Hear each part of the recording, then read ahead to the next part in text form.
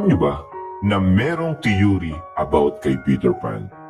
Ito ay based doon sa original story niya. Merong dalawang theory about sa kanya.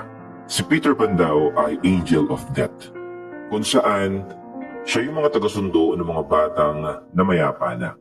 Tapos yung mga kaluluwa ng mga bata na yun ay dinadala niya sa isang lugar kung saan ay mabubuhay sila ng masaya nang hindi na sila tumatanda. At yun na nga ay yung Neverland. At ang pangalawang theory ay si Peter Pan daw ay isang masamang bata.